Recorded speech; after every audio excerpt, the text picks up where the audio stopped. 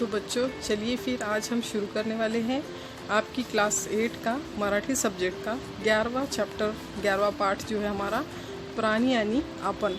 आप सभी बच्चे अपनी अपनी मराठी की बुक्स निकाल लीजिए। आज हम इस पार्ट को अच्छे से समझेंगे।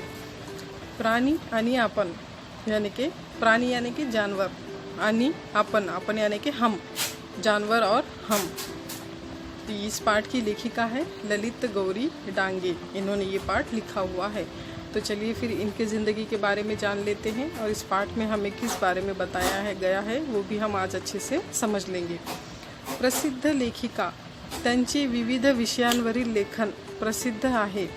विविध वृत्तपत्रे, नियतकालिके व मासिके यातून त्यांनी लेखन केले आहे। यानी कि क्या है, बहुत प्रसिद्ध ऐसी लेखिका है और उनका अलग अलग सब्जेक्ट पर अलग अलग तरह से लिखान फेमस है। विविध वृत्तपत्रे यानी कि न्यूज़पेपर, नियतकालिके, मासिके यानी कॉमिक्स में इन्होंने बहुत सारा लेखन किया हुआ है।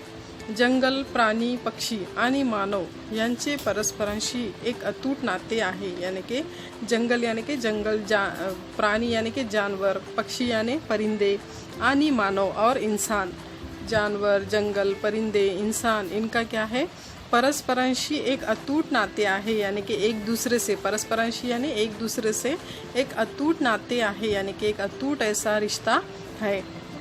पर्यावरणाच्या साखळीचा ते महत्त्वाचा भाग आहे। यानी कि पर्यावरण, हमारा जो इन्वायरमेंट है, हमारा जो पर्यावरण है, उसके जो एक चैन है, उसका वो क्या है, एक महत्व का, यानी कि एक बहुत ही ज़रूरी ऐसा हिस्सा है, भाग आहे यानी हिस्सा है।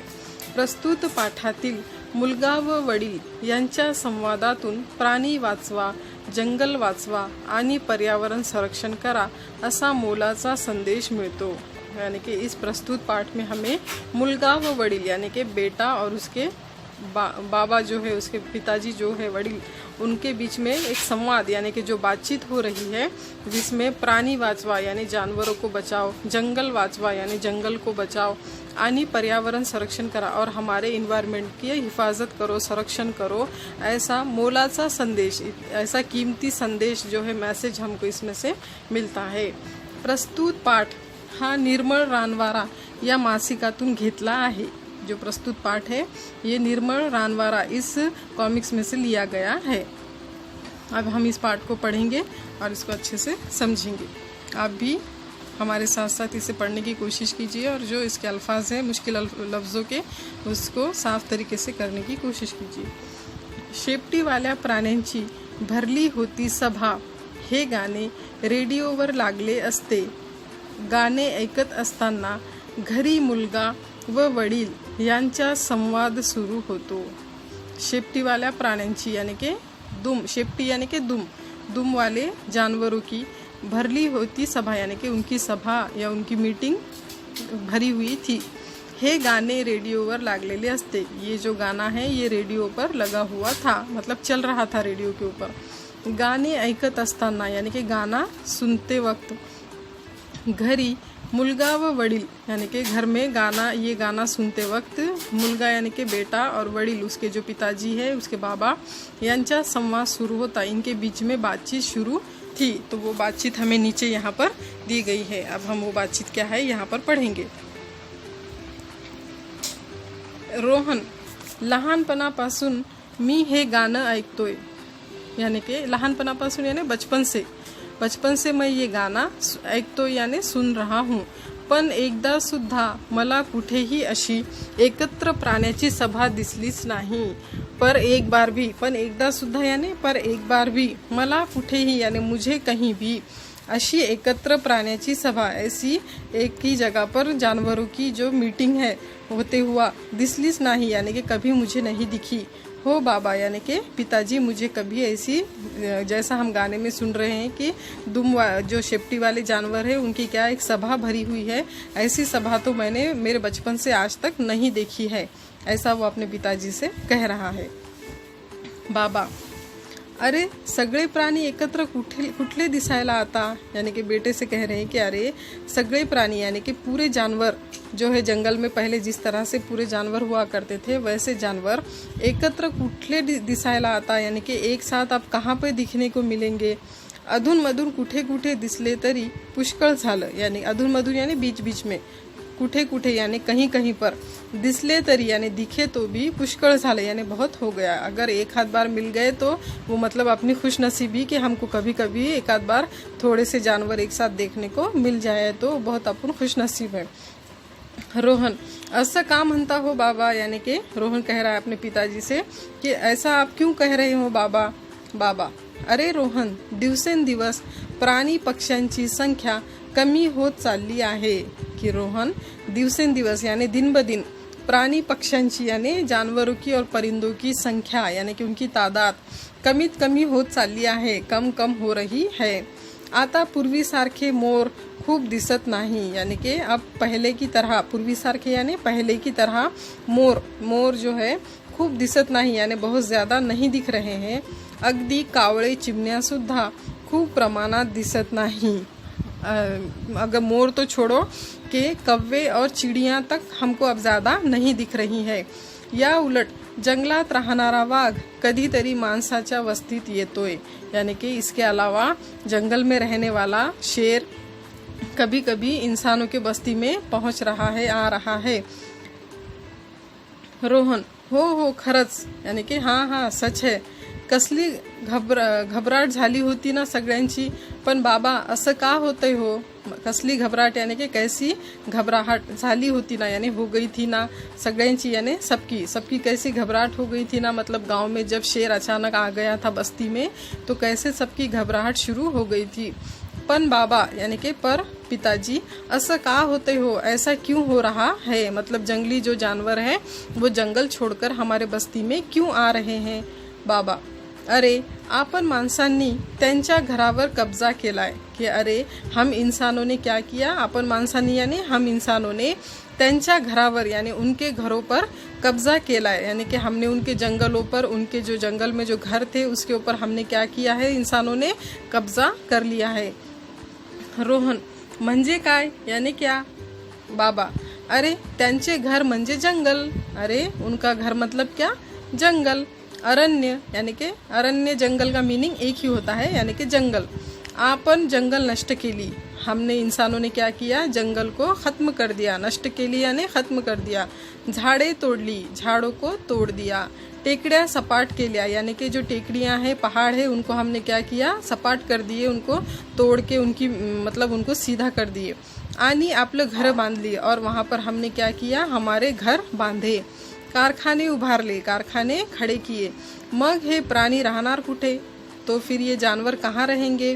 ते आले आपल्या वस्तीत, यानी कि वो कहाँ गए, अपने वस्ती यानी कि अपने गांव में, अपने मोहल्ले में आ गए। रोहन, पण बाबा, झाडापासून माणसाला खूप फायदे होतात। पर बाबा, रोहन कह रहा है कि हाँ बाबा, पर झाड़ों से क्या होता है, इंसान को बहुत ज़्यादा फायदे मिलते हैं। ऐसा रोहन अपने पिताजी से कह रहा है। अब उसके आगे पिताजी क्या कहते हैं, बाबा, हो ना, म्हणून तर झाड सुद्धा खूप प्रमाणात तोडली जातात।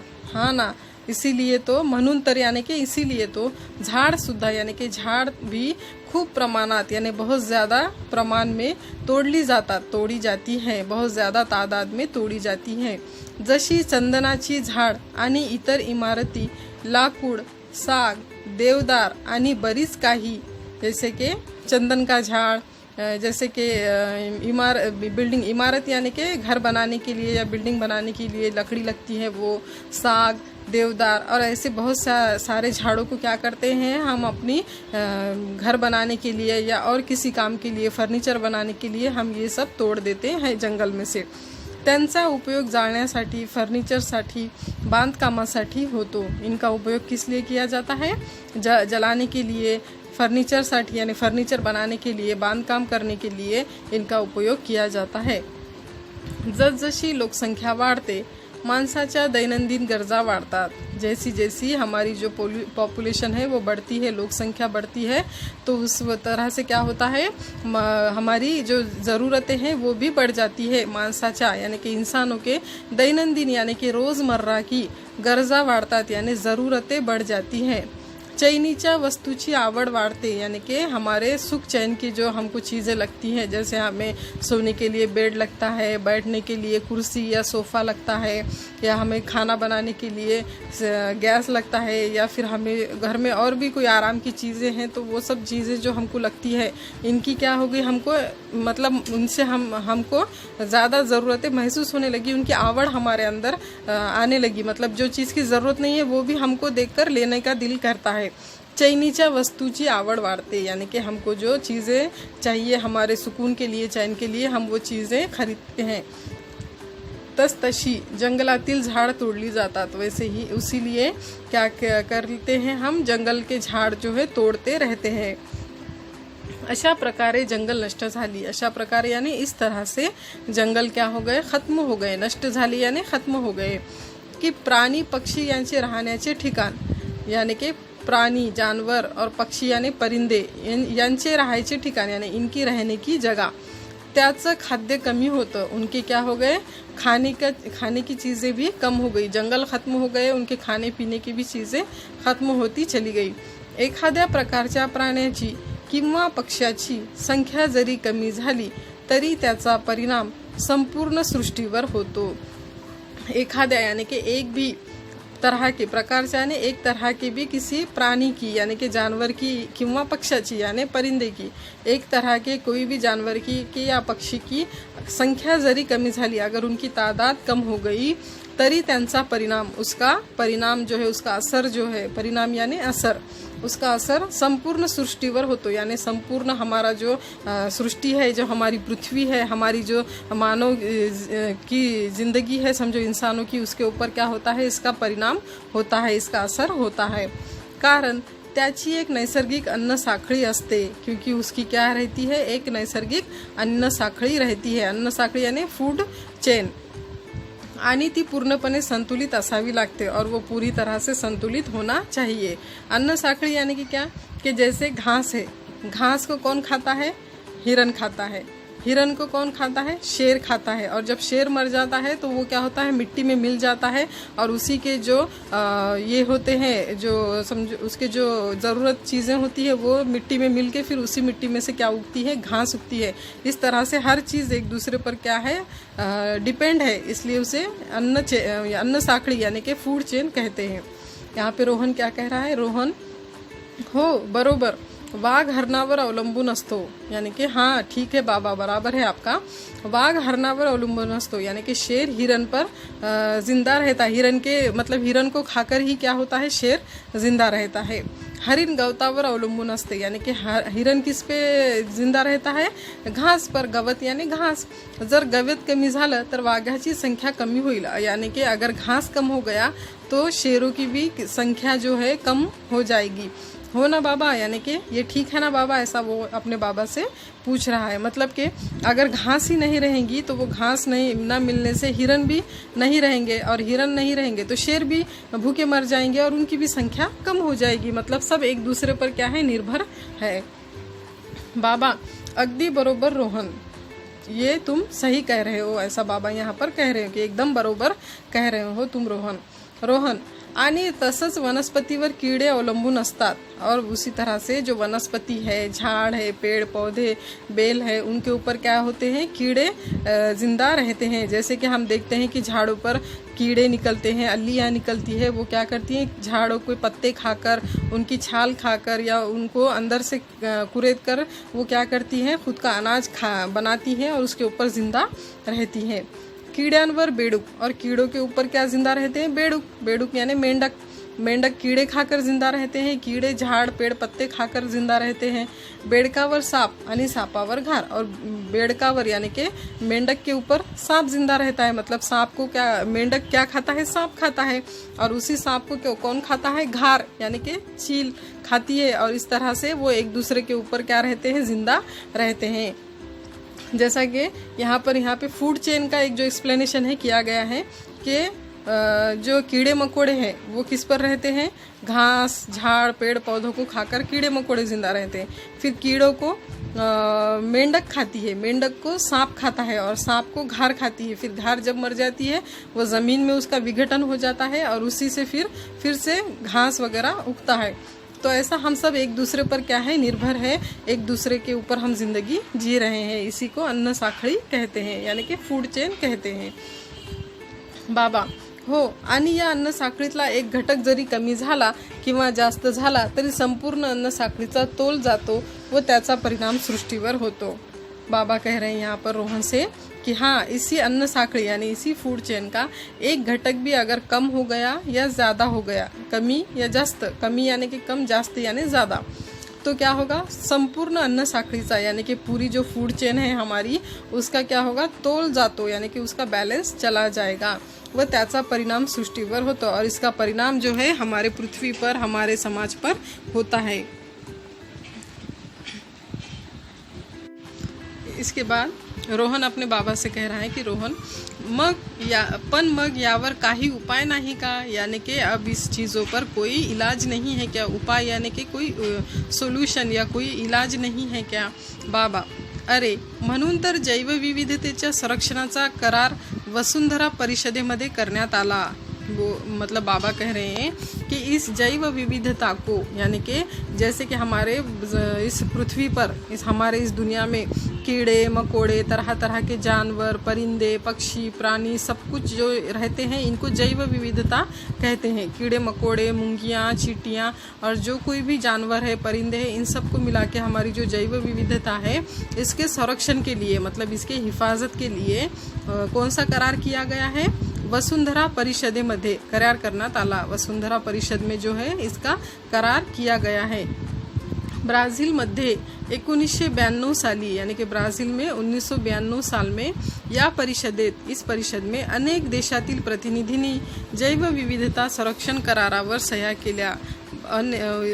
ब्राज़ील में जो 1992 में ये जो परिषद भरी हुई थी, वसुंधरा परिषद, इसके अंदर बहुत सारे देश के जो ये है प्रतिनिधि है, यहाँ वहाँ के जो नेता है, जो मंत्री है, प्रधानमंत्री है, राष्ट्रपति है, इन्होंने मिलकर क्या किया है कि जैव विविधता संरक्षण करारावर सह्या केल्या, यानी कि हमें कीड़े मकोड़े, जानवर, परिंदे, इन सबको बचाना है। इस करार के ऊपर क्या किए हैं, सबने साइन किए हैं। दुर्मिळ जातीच्या सजीवांच्या संरक्षणाचे उपाय केले, यानी कि दुर्मिळ यानी कि जो अब ख़त्म होने पर है, मतलब जो ऐसे कुछ जानवर है हमारे पृथ्वी पर जो अब ख़त्म होने की कगार पर है, तो ऐसे जानवरों को जो बहुत कम मिलते हैं, दुर्मिळ यानी कि बहुत मुश्किल से मिलने वाले ऐसे जो जानवर हैं, उनको बचाने के लिए उनके अलग अलग तरह के उपाय किए गए हैं।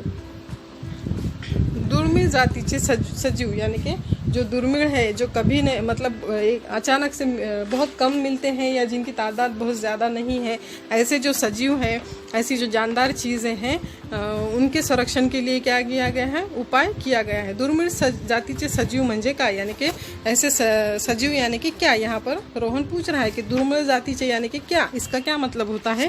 तो बाबा उसे क्या कहते हैं, दुर्मिळ जातीचे सजीव म्हणजे ज्या वनस्पती किंवा प्राण्याच्या प्रजातीचा ह्रास होत आहे, यानी कि दुर्मिळ जाति के सजीव यानी कि जिस जानवर, वनस्पति या जानवर, यानी कि पेड़ पौधा हो या जानवर हो या कोई कीड़ा मकोड़ा हो, इनकी जो प्रजाति है यानी कि इनकी जो एक जात है, उसका क्या हो रहा है, ह्रास होता है, यानी कि वो ख़त्म होने की कगार पर है।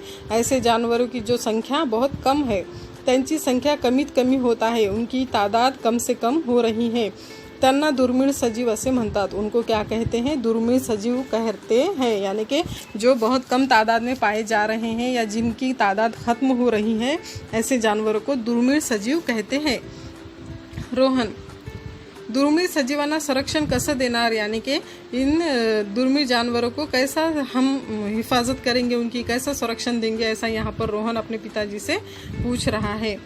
तो अब उसके पिताजी उसे कह रहे हैं, त्यासाठी तर काही कायदे करण्यात आले आहे, कि उसके लिए ही कुछ कायदे किए गए हैं। राष्ट्रीय उद्याने यानी नॅशनल पार्क्स, अभयारण्य, जू यांची निर्मिती करण्यात आली, अभयारण्य इनकी निर्मिती की गई।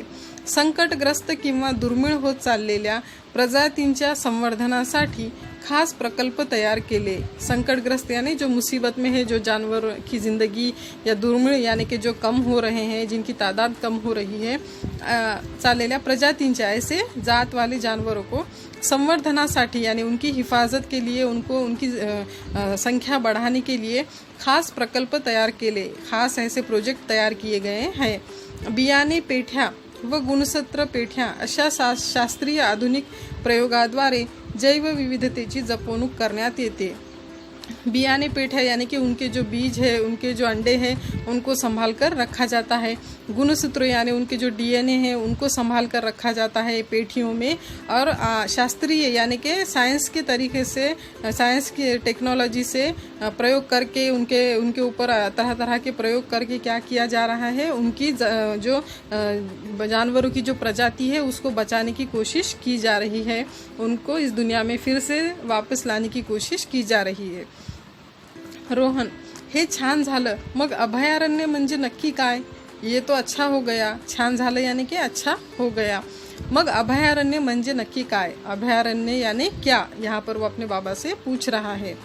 बाबा, हे बघ, जैवविविधता टिकवण्यासाठी काही भाग हा राखीव जैव विभाग म्हणून घोषित करण्यात आला आहे, तर काही अभयारण्य म्हणून। यानी कि जैव विविधता जैसे कि कीड़े मकोड़े जानवर परिंदे, इनको बचाने के लिए, टिकवण्यासाठी यानी कि उनको बचाने के लिए काही भाग यानी कुछ हिस्सा, हाँ राखीव यानी कि वो बचा कर रखा जा रहा है। जंगल का कुछ हिस्सा क्या किया जा रहा है कि वहाँ पर जंगल कटाई नहीं कर सकते, उस जंगल को वैसे की वैसे ही रखेंगे। वहाँ पर कोई प्लॉटिंग नहीं होगी, वहाँ पर कोई घर बनाकर नहीं रहेगा, या वहाँ पर कोई खेती वगैरह नहीं करेगा। वो सिर्फ जंगल रहेगा जहाँ पर जानवर खुशी से रह सके, उनकी हिफाजत वहाँ पर की जा सके। जैव विभाग म्हणून घोषित करण्यात आला है, यानी कि जानवरों को बचाने के लिए उस जैव विभाग बोल के उसको घोषित किया गया है। तर काही अभयारण्य म्हणून, तो कुछ को अभयारण्य बोलकर उसे सरकार ने क्या किया है, जंगलों को सुरक्षित किया गया है, ताकि वहाँ पर जानवर अपनी ज़िंदगी अच्छे से जी सके और उनकी हिफाजत की जा सके वहाँ पर। रोहन, आणि राष्ट्रीय उद्यानात काय करतात और राष्ट्रीय उद्यान में क्या किया जाता है नेशनल पार्क्स में? तो बाबा कह रहे हैं, राष्ट्रीय उद्यानात सुद्धा दुर्मिळ जातींच्या सजीवांचे संरक्षण करण्यासाठी उपाय केले जातात। यानी कि राष्ट्रीय उद्यान में भी जो है, नेशनल पार्क्स में भी जो है, जो दुर्मिळ जात के हैं यानी कि जो ख़त्म हो रहे हैं जानवर परिंदे कीड़े मकोड़े, उनकी हिफाजत की जाती है। उनके लिए तरह तरह के इलाज किए जा रहे हैं, कोशिशें की जा रही हैं कि उनकी जो एक तादाद है वो बढ़ा सके और उसको बचा सके। या शिवाय इसके अलावा वनस्पती शास्त्रीय बागा व प्राणी संग्रहालय यात सुद्धा अभयारण्यासारखे सजीवांना संरक्षण दिले जाते।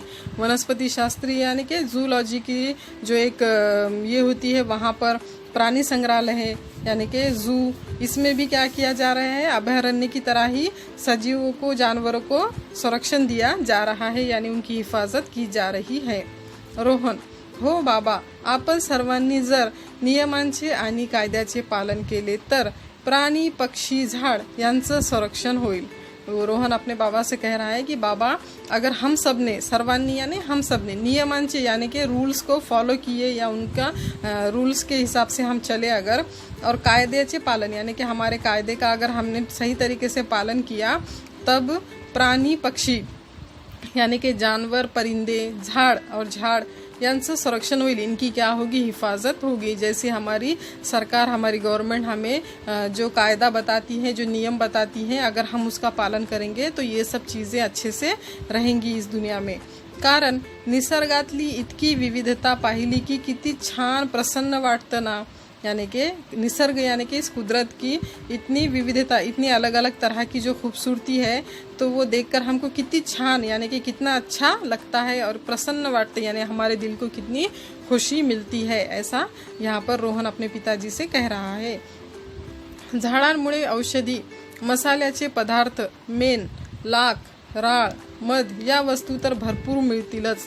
यानी कि झाड़ों की वजह से औषध यानी कि दवाइयाँ, मसाल्याचे पदार्थ यानी मसालों के चीज़ें, मसाले के पदार्थ, मेन यानी कि मोम, लाख, राड़, मध, ये सब चीज़ें हमें कहाँ से मिलती है, झाड़ों से, पेड़ पौधों से ही मिलती है।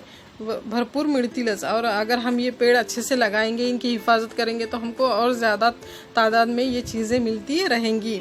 पण प्राण्यांचे नैसर्गिक घर म्हणजे जंगलसुद्धा टिकतील आणि मग एक दिवस खरोखरच गाण्यात म्हटल्याप्रमाणे प्राण्यांची सभा भरेल और जानवरों के क्या होंगे, नैसर्गिक घर यानी कि कुदरती घर जो है वो भी टिकेंगे। और एक दिन सच में जैसा हम इस रेडियो के गाने में सुन रहे हैं कि शेपटी वाल्या प्राण्यांची सभा भरली यानी दुम वाले जानवरों की क्या हुई, मीटिंग शुरू हुई, वैसा ही हमको असलियत में माहौल देखने को मिलेगा। बाबा आणि त्याचं संरक्षण केल्याबद्दल ते आपल्याला धन्यवाद देतील, हो ना। यानी कि हम उनकी हिफाजत कर रहे हैं, इसलिए जानवर क्या करेंगे, हमारा शुक्रिया अदा करेंगे, ऐसा रोहन से कह रहे हैं। रोहन हो नक्कीच, यानी कि हाँ सही में ऐसा होगा, ऐसा रोहन के पिताजी यहाँ पर रोहन से कह रहे हैं। अब इस पाठ के नीचे कुछ शब्दार्थ दिए गए हैं, हम उन शब्दार्थ का अर्थ जान लेते हैं ताकि आपको मीनिंग्स अच्छे से समझ में आ जाए। कब्जा करणे, ताबा मिळवणे, दुर्मिळ मिळण्यास कठीण यानी कि मिलने के लिए बहुत मुश्किल, ऱ्हास म्हणजे नाश यानी कि खत्म, अभयारण्य यानी प्राणी पक्षी जिथे निर्भयपणे वावरू शकतात असे ठिकाण यानी कि प्राणी पक्षी जानवर ये जहाँ पर खुशी खुशी रह सकते हैं, बिना डरे रह सकते हैं, ऐसी जगह। संवर्धन यानी वाढ़ और उनका विकास यानी कि उनकी बढ़त और उनकी तरक्की यहाँ पर की जाती है। इस तरह से हमने इस पाठ को पढ़ लिया है। आप भी इस पाठ को एक बार अच्छे से पढ़िए और अपने घर के आसपास जानवरों की हिफाजत कीजिए, पेड़ पौधे की हिफाजत कीजिए। अब हम इस पाठ का स्वाध्याय पूरा कर लेंगे, तो चलिए स्वाध्याय सॉल्व करते हैं हम। इसमें प्रश्न पहला, कारणे लिहा यानी कि वजह लिखिए। प्राणी पक्ष्यांची संख्या कमी होत चालली आहे, कारण यानी कि जानवरों की और परिंदों की तादाद कम हो रही है, इसकी वजह बताइए। तो इसकी वजह हम लिखेंगे, कारण आपण जंगल नष्ट केली, झाड तोडली म्हणून हे प्राणी पक्ष्यांची संख्या कमी होत चालली आहे। यानी कि हमने जंगल और झाड़ें तोड़ दी हैं और इसी वजह से क्या हुआ है, जानवरों की और पक्षियों की रहने की जो जगह है वो ख़त्म हो गई है। इस वजह से प्राणी और पक्षियों की संख्या भी कम हो रही है। अभयारण्य महत्त्वाची आहेत, कारण अभयारण्य ज़रूरी है, इसकी वजह लिखनी है हमको, क्यों ज़रूरी है।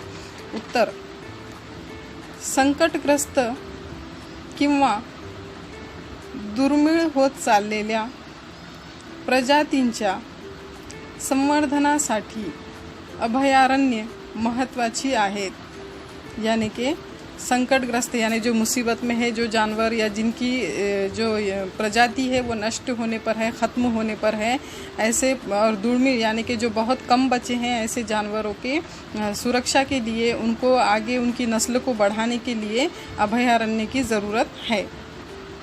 इसके बाद है ई, राष्ट्रीय उद्यानाची गरज आहे, कारण यानी कि राष्ट्रीय उद्यान नेशनल पार्क्स की ज़रूरत है, तो उसकी वजह हमको यहाँ पर लिखनी है, क्यों वजह है।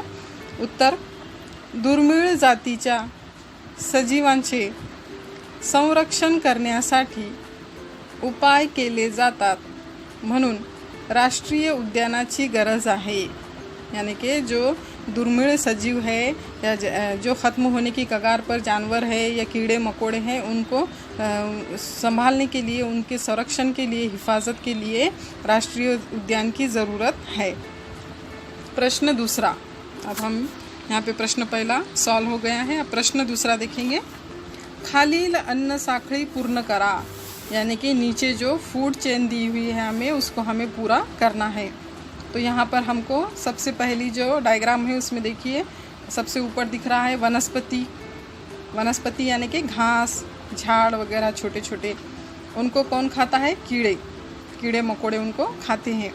फिर उसके बाद कीड़े मकोड़ों को कौन खाता है, बेडूक, बेडूक यानी कि मेंढक, और मेंढक को कौन खाता है, सांप, सांप को कौन खाता है, घार, इस तरह से ये सर्कल क्या होता है पूरा। और घार जब मर जाती है तो उसका विघटन होकर वो क्या होती है, ज़मीन में मिल जाती है। उसकी हड्डियाँ, उसका जो भी है वो ज़मीन में पूरी तरह से जब्स हो जाता है और उस घास वहाँ पर उगती है। तो उस तरह से फिर उसी घास को खाकर फिर से कीड़े बनते हैं।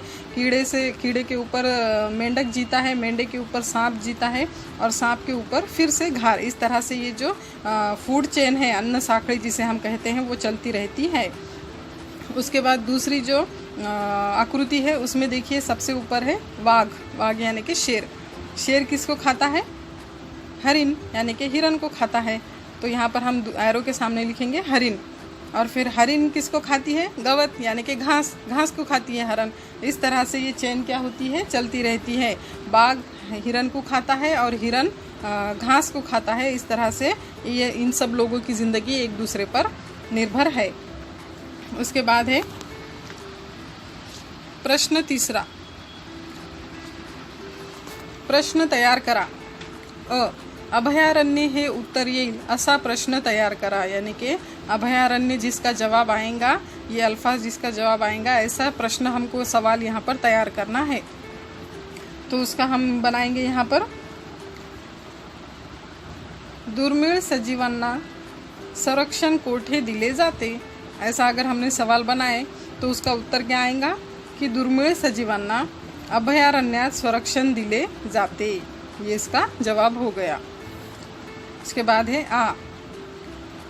दुर्मिळ सजीव हे उत्तर येईल असा प्रश्न तैयार करा। यानी कि दुर्मिळ सजीव ये उत्तर आएगा, ऐसा हमको प्रश्न तैयार करना है। तो हम कैसा प्रश्न बनाएंगे इसके ऊपर? राष्ट्रीय उद्याने, अभयारण्य याची निर्मिती का करण्यात आली। ये सवाल हमने बनाए कि राष्ट्रीय उद्यान और अभयारण्य इनकी निर्मिती क्यों की गई, इनको क्यों बनाया गया। तो इसका उत्तर हम क्या लिखेंगे कि दुर्मिळ सजीव यांचे संरक्षण करण्यासाठी राष्ट्रीय उद्याने, अभयारण्य याची निर्मिती करण्यात आली। इस तरह से हम इसके सवाल जवाब लिखेंगे।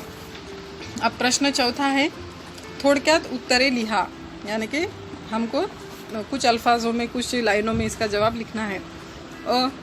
जंगल तोड़ीची कारणे लिहा।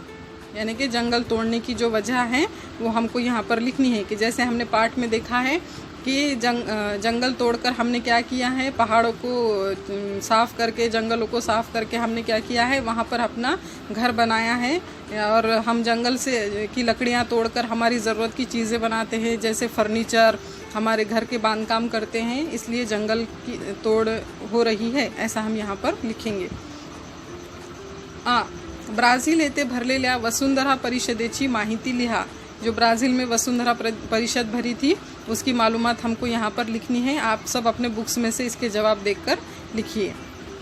उसके बाद है जैव विविधतेची जपणूक करण्यासाठी होत असलेल्या आधुनिक प्रयोग लिहा। यानी जैव विविधता की संभालने के लिए हम क्या क्या टेक्निक इस्तेमाल कर रहे हैं वो यहाँ पर हम लिखेंगे। जैसे हमने पाठ में पढ़ा है कि उनके जो बीज है, उनके जो ये है अंडे हैं, उनको हम क्या कर रहे हैं, संभाल के रख रहे हैं और उसमें से कुछ टेक्निकली तौर पर उसको हम आगे बढ़ा रहे हैं और उससे नए नए प्रजाति का उत्पन्न कर रहे हैं। उसके बाद है, प्रस्तुत पाठात व्यक्त झालेली कल्पना प्रत्यक्षात येईल असे तुम्हाला वाटते का। यानी कि इस पाठ में जो हमें कल्पना बताई गई है कि किस तरह से जानवरों की हिफाजत करनी चाहिए, किस तरह से हमें उनको बचाना चाहिए, जंगलों को बचाना चाहिए, ये हम कर सकते हैं क्या, ये आपको यहाँ पर अपने अल्फाजों में लिखना है। इस तरह से इन सवालों के जवाब आप अपने बुक्स में देखकर लिखिए। इन सभी सवालों के जवाब आपको अपने बुक्स में, इस सबक में मिल जाएंगे। उसके बाद है खेळूया शब्दाशी। खालील शब्दासाठी पाठात आलेले विरुद्धार्थी शब्द शोधून लिहा। यानी नीचे ये जो शब्द आए हैं उनके विरुद्धार्थी शब्द हमको यहाँ पर लिखना है, मतलब एंटोनिम्स लिखना है उसके। तो सबसे पहले जास्त। जास्त का क्या करेंगे हम यहाँ पर? कमी, यानी कि कम। जास्त यानी ज़्यादा और कमी यानी कम। उसके बाद है अपूर्ण। अपूर्ण यानी अधूरा, तो हम उसको अधूरे को क्या करेंगे? पूरा। तो इस यहाँ पर हम इसका एंटोनिम्स लिखेंगे पूर्ण। तो इस बॉक्स में आप लिखेंगे पूर्ण। उसके बाद है नंबर, अनैसर्गिक यानी कुदरती तरीके से ना बनाया हुआ। तो उसको हम करेंगे कुदरती तरीके से बनाया हुआ। अगर हमको लिखना है तो हम क्या लिखेंगे उसको, नैसर्गिक यानी कुदरती। ई चूक यानी गलत, तो इसका एंटोनिम्स क्या हो जाएगा, बरोबर। इस तरह से हम इन चारों के सिनोनिम्स और एंटोनिम्स लिखेंगे। पहले का हमने लिखा जास्त का कमी, दूसरा अपूर्ण का पूर्ण, ई का अनैसर्गिक का नैसर्गिक, ई का चूक का बरोबर। इस तरह से हमने इसके एंटोनिम्स लिख लिए हैं। अब उसके बाद है अनेक वचन लिहा, यानी कि इसके सिंगुलर और प्लूरल हमको यहाँ पर करने हैं। तो अनेक वचन में हम यहाँ पर हमको जो दिए गए हैं नीचे सबसे पहला शब्द है एक घर, घर यानी एक घर। अब हम इसको अगर बहुत ज़्यादा घर हमको बताने हैं तो हम क्या करेंगे, वहाँ पर घरे क्या लिखेंगे, घरे। फिर उसके बाद 2 नंबर पे जंगल, जंगल यानी कि हमारा जो जंगल है वो, अगर उसका हम अनेक वचन करेंगे तो जंगले, या जंगल भी लिख सकते हैं हम उसको, जंगल जंगल। उसके बाद है झाड़, झाड़ का अनेक वचन हम लिखें एक झाड़ यानी एक झाड़। तो अब इसका अनेक वचन हम कैसा करेंगे, झाड़े यानी कि बहुत सारे झाड़। उसके बाद है औषध, औषध यानी दवाई।